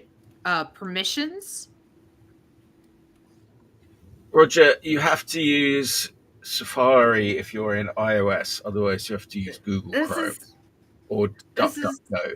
But I'm not actually. This is the tech check that we're going to be doing this for the rest of the show. Yeah. Well, yeah, this is why we have a tech check in the beginning, 30 minutes. Yeah. Supposedly 30 minutes before the show starts, we all do the technical stuff to make sure that we don't have to do it during the show. It's only because we're desperate to find a permanent replacement for Dale that we're giving you this chance to come on the show.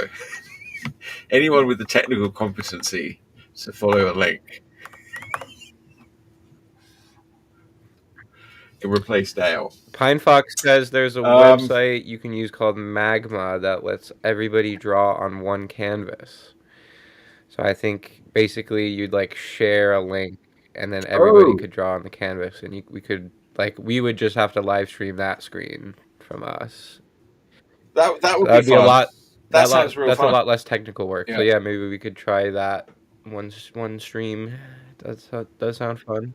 I really like that idea actually, but I'd have to go and draw on my computer. But all right, I don't mind now. I think I've had enough of drawing and You've had enough. computer. It's too much like hard work and messy. But you don't get like the same repetitive strain injury. So there you go. I mean, that's nice.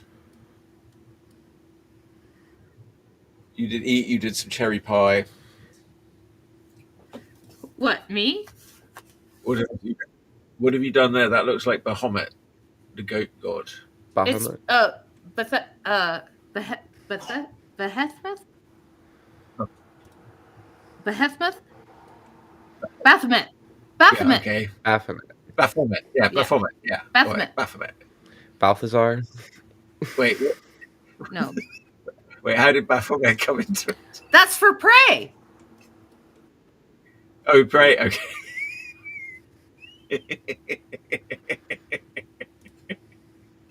See? He's happy. Yeah. That's a good idea. Cute Baphomet. Like baby Baphomet. Baphomet. Like they had the Instead of baby Mozart. You could do baby Baphomet. You could that would be popular. Yeah, see, I gave him his little that's what you need to snakes. do, Amber. You know, here's his little like goat legs.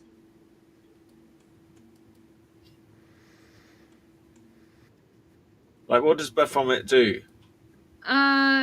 Well, Not very nice things, I don't think. well, you obviously aren't much of a reader of like the Church of Satan's writings and stuff like that. It's not a belief in these demons and stuff as actual beings, as like these are ideas created by the church to scare you, you know, and so he doesn't do anything. He's an idea, right? And so like the Church of Satan, like they're like, so this is like Baphomet is a Christian idea, right? And it's in the Bible and everything like that. Ooh, this is a scary demon that's going to get you, right? But the Church of Satan has embraced it as a symbol of an example of the ideology that Christianity has created of like the boogeyman to scare you into following their doctrine. Right? So it's like, yeah, so that's what it is. Yeah, that's what it is. It's like here you go. Here's a demon that we acknowledge doesn't really exist. Yeah. If you actually read the teachings and stuff, they're really fascinating because it acknowledges that we as human beings are animals and we have desires and urges and stuff, and if we satisfy them, we are actually happier than if we deny those urges and desires. And so that's why you have things like the embrace of LGBTQ in the Church of Satan, and you know, stuff like that, because it's like, why are you denying being your true self? You should be your true self and be happy, right? It's like, why are you following this doctrine that is telling you to be this thing when the only proof that you should be this thing is the doctrine, right? When your own emotions and your own desires are telling you something opposite of what the doctrine is telling you. And so, like, yeah, it's really fascinating. You should actually like pick up a book and read about it just to understand it. And if you read it and you go, this is freaking bullshit, you know, you can throw it to the ground or whatever, but at least then you know what they're saying. I thought that was a good thing about Satanism, was you didn't have to read books. That is a part of Satanism, is you don't have to if you don't want to, but it also says that the seeking of knowledge is up to the person who desires to seek it. So you shouldn't be forced to read books, but books should not be denied to you if you want to read the information that's in them. So banning books is wrong, right? So libraries are good. We should have libraries. We should have all the knowledge available, and we should have it available to people who want to access that information, should they have the desire to access that information. But you shouldn't throw a child in front of a bunch of books and say, these are the books that you should read and you should know, and this is what you should know, and this is the book and the truth. That is not what the church believes in. So yeah, so it's not that we shouldn't read books, it's that we shouldn't be forced to read books. And it's not that we shouldn't be forced to read certain books. So Eden's a Satanist, so we have lots of talks about this. Now there are schisms in the Church of Satanism, because there's like in San Francisco we have like Anton LaVey, and like his daughter Carla LaVey runs, like, they do a Christmas party every year at the Knockout, which last year Hernan from the Future Sounds of Urfspace was performing there. See, you're connected to the Church of Satan.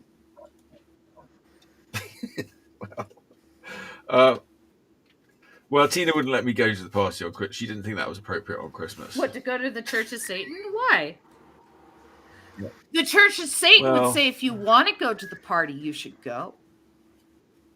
Well, yeah, they wanted me to go. But it's not if they wanted you to go, it's if you want to go. Well, I Christmas is a time for families, and I understand that. If your family's at the Church of Satan, then you should go there. And if you don't feel like going, then you don't have to go, right? And the Church of Satan understands that.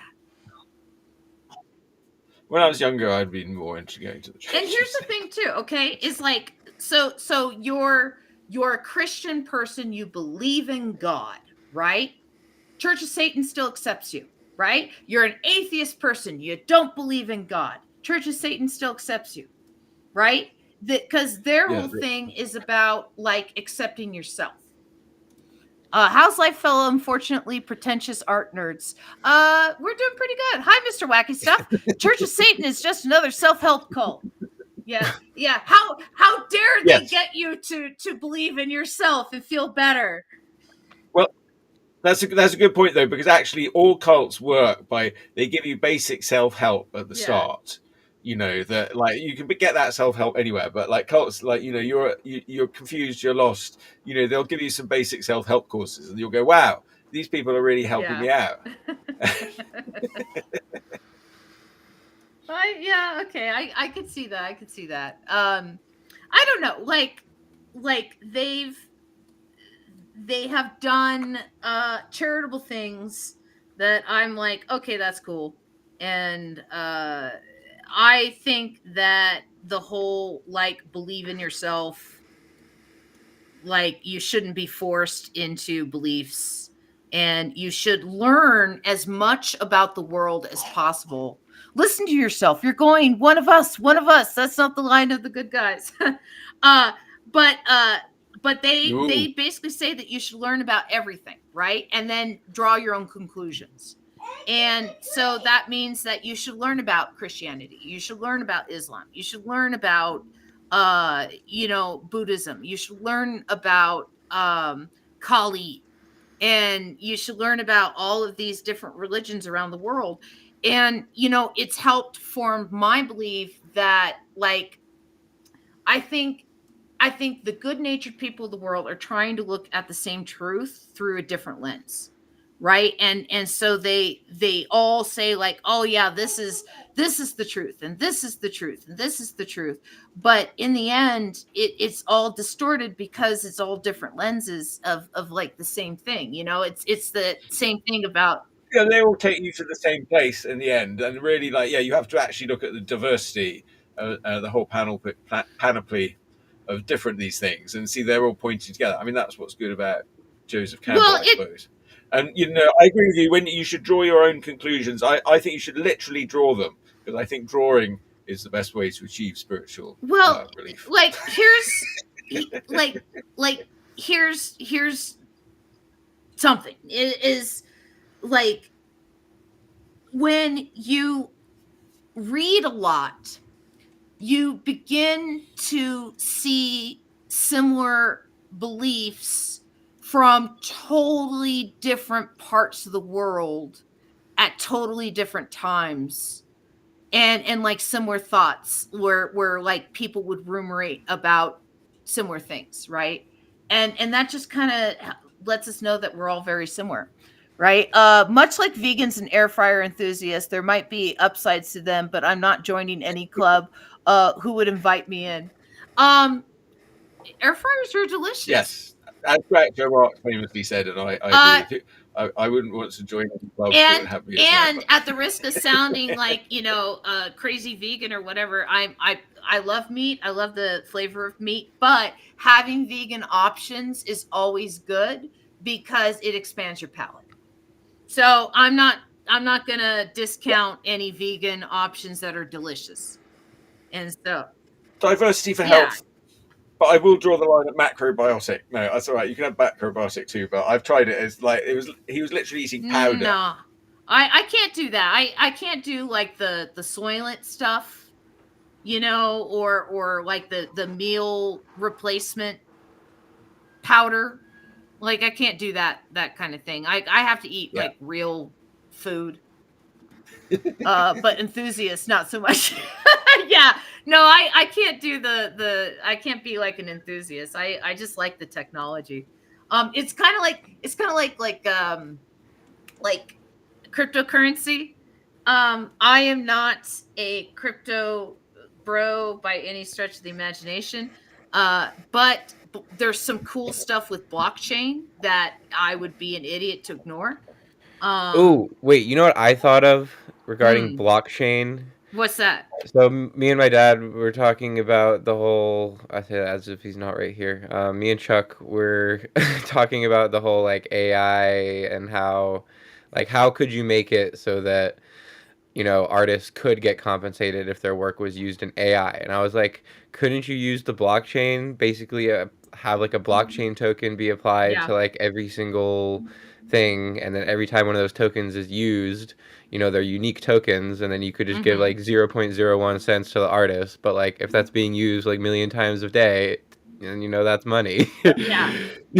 I actually, what excites me about blockchain is video game assets. Say you play World of Warcraft, and it happens sometimes where a server is ready to crash, or they are going to reset a server or something like that.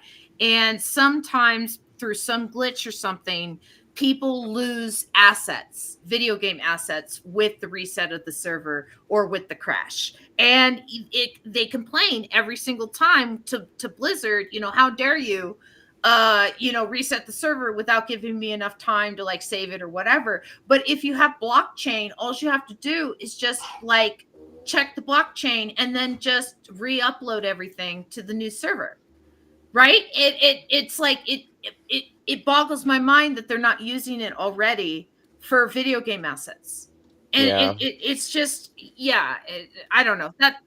Yeah, I mean, the internet has vastly exploited like the work of artists. Like the internet, all these internet companies have all got sort of profitable on everybody sort of coming on and downloading art for free. Whether it's music or movies or just somebody's drawings or whatever. You can do it. And okay, artists benefit. We're able to like go and we can look up reference, and before you had to go to the library, so it sort of made our jobs easier. Made it easier for us to show art to everybody, but then it made everybody to sort of see art. So, but art has been, a big part of the driving force of what people go on the internet for. But, it's basically just all taken and given for free.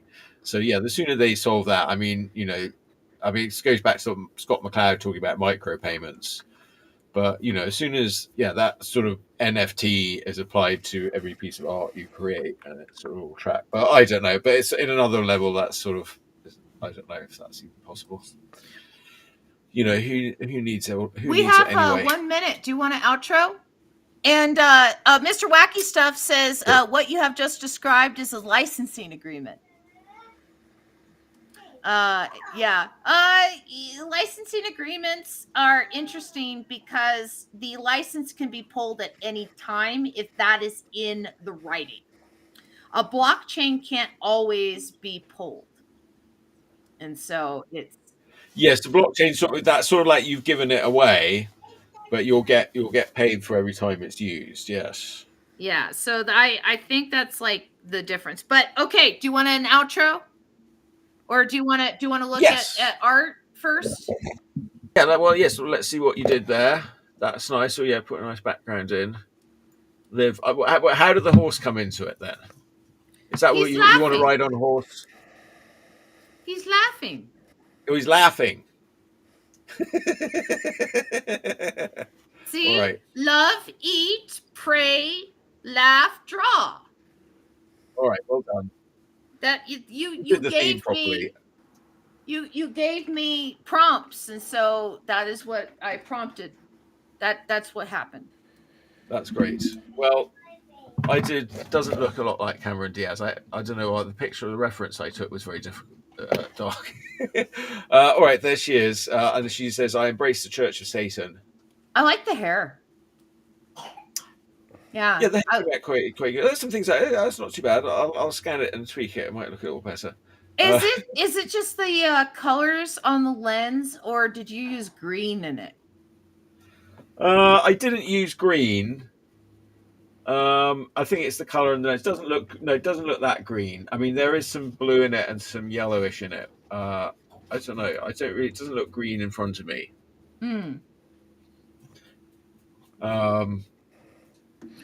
Well, we are at time, sir. Yes. So thanks for tuning in. It's great to have you. Look, there's a whole bunch of people watching us. That's nice. I will turn off my cat. I will turn off my art. I will turn off your art. People can look at the show later on YouTube where it will be saved. We'll be back next week. Thank you, Amber. Wait. Give me a second. Okay. We've got Philo. Yes, Philo on Tuesday. We're Chuck here. Chuck is going to be the guest artist on Tuesday. That is 9 p.m. Eastern Standard Time, 6 p.m. Pacific Standard Time. That is on my channel, which is twitch.tv/artglitch. I would love it will also go on mine too, won't it? Because yes, because he'll be simulcasting it. But yes, so I've taken over the screen enough. That's right. I like that. I like that art you chose. That was one of my favorite ones. I only remember that towards the end of this, and then I was like, I should have just done it more cartoony, like I did that one, and then put the thing. That's what I should be doing. That I like it now. If you do a bad drawing, you can make it good if you just put a silly caption on it. All right, and with that news, here's the theme music. See you next week. Thanks for watching. Here's a theme song for Chuck Whelan Showy. He asked me to write one, but I stole from David Bowie. Here's a theme song. Chuck Whelan is the best. We have lots of hosts, but we're running out of gas. Will you be our guest on? Will you be our guest on? Be on the Chuck Whelan Show. Whoa, whoa, whoa, whoa, whoa, whoa, whoa, whoa, whoa, whoa. If you're gonna have a show